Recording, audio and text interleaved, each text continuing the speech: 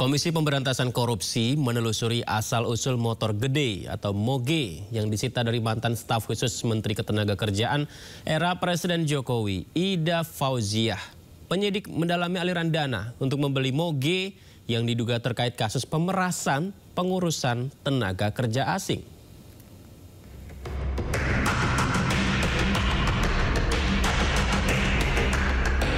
Komisi Pemberantasan Korupsi tengah menelusuri asal-usul motor gede yang disita dari mantan staf khusus Menteri Ketenagakerjaan era Presiden Jokowi, Ida Fauziah. Penyidik KPK mendalami asal-usul uang yang dilakukan guna membeli moge. Penyidik juga menelusuri pihak penerima aliran dana tersebut selain untuk membeli moge. Tentunya kita sedang mengumpulkan informasi ya, sepadil informasi dan juga dari fakta-fakta ya, ini istilahnya terus mendekat gitu ya. Mendekat, tadinya yang kita belum tahu kemana larinya uang tersebut, saat ini kita sudah tahu bahwa itu ada ke stafsus, sudah tahu kita dibelikan motor ya, kita sita gitu kan. Nah dari sini sedang kita ya mendekat ke yang lebih dekat ya, yang tadinya jauh, karena itu jadi mendekat.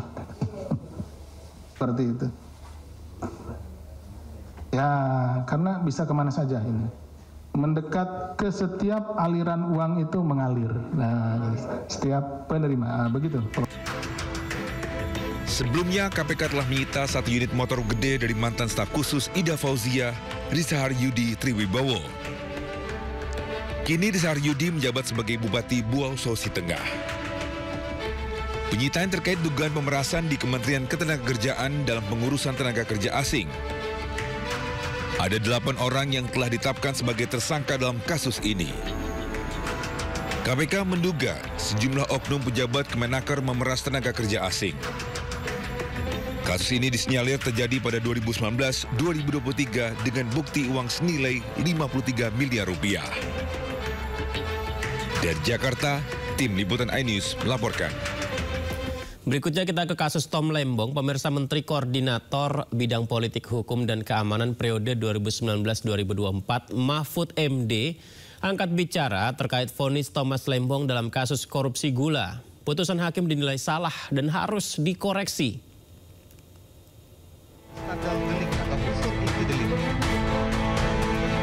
Usai divonis 4,5 tahun penjara, terpidana korupsi gula Thomas Trikasih Lembong mengajukan banding ke Pengadilan Negeri Jakarta Pusat. Banding ini dilakukan karena ada sejumlah kejanggalan. Menko Polhukam periode 2019 hingga 2014 Mahfud MD menilai hakim melakukan kesalahan dengan menjatuhkan hukuman pidana terhadap Lembong. Karena sepanjang persidangan tidak ditemukan niat jahat atau mens rea dalam perbuatan Tom Lembong.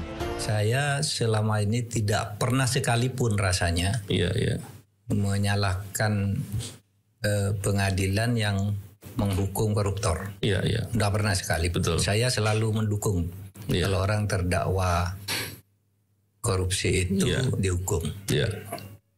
Tapi kali ini beda. Menurut saya putusan Tom Lembong ini salah. Pengadilannya salah. Salah dalam arti ya harus dikoreksi. Bukan salah kita mau mengintervensi independen. Harus dikoreksi melalui banding dan proses-proses lain, termasuk penilaian publik. Karena yang terjadi di dalam putusan itu kan jelas hakim mengatakan tidak ada mens rea. Iya kan? Dikatakan sendiri oleh hakim. Makanya saya lalu menanggapi ini bahwa putusan itu salah. Saya bilang salah aja. Meskipun seharusnya ya keliru atau kurang tepat, tapi saya bilang salah. Karena ini memang harus dikoreksi. Sementara itu Kejagung membantah tidak adanya mens rea dalam vonis Lembong. Prinsip asas hukum pidana itu kan tiada pidana tanpa kesalahan. Pasti kan ada kesalahan di situ. Mens rea-nya itu kan yang tidak bilang tidak ada mens rea dari mana? Seingat saya pernah sekilas tidak menikmati tapi tidak ada mens rea kayaknya nggak tahu saya. Di putusan coba dikaji kembali. Delik di pasal 2 menguntungkan diri sendiri atau orang lain Ya memang nggak, tapi kan menguntungkan orang dan sudah banyak beberapa perkara. Selain itu terkait banding Thomas Lembong, Kejagung menyatakan bahwa jaksa penuntut umum resmi mengajukan banding atas vonis yang dijatuhkan Majelis Hakim Pengadilan Tipikor Jakarta. Pengajuan banding tersebut lantaran adanya perbedaan pendapat terkait kerugian negara.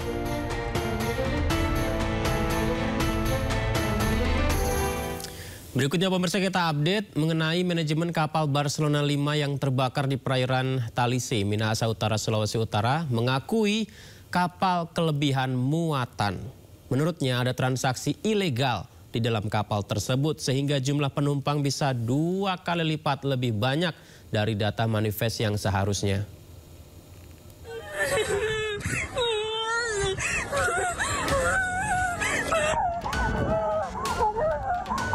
Data manifest KM Barcelona 5 yang terbakar di perairan Talise, Minahasa Utara, Sulawesi Utara berjumlah 280 penumpang. Namun nyatanya jumlah penumpang yang dievakuasi petugas berjumlah 580 orang. Sementara kapasitas kapal seharusnya bermuatan maksimal 450 orang.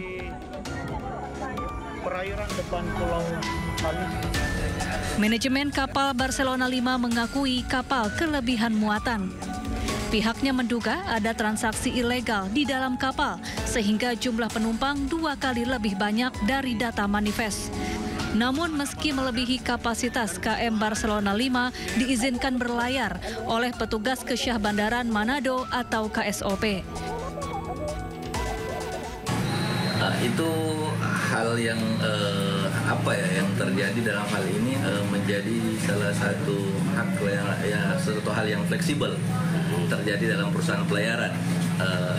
Tatkala mereka naik di atas armada kami, KM Barcelona 5 ini, terus mereka tidak melakukan pembelian tiket di loket-loket kami di setiap pelabuhan. Mereka itu langsung naik di atas kapal. Namun mereka ini ditagih, Pak.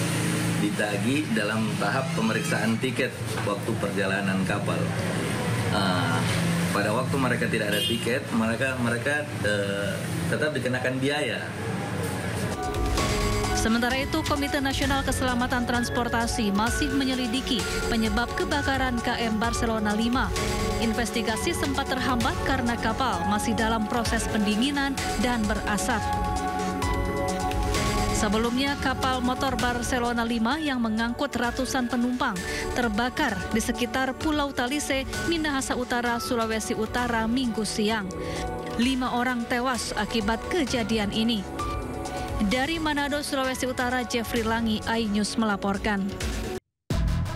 Menguak kasus hukum dan politik di Indonesia.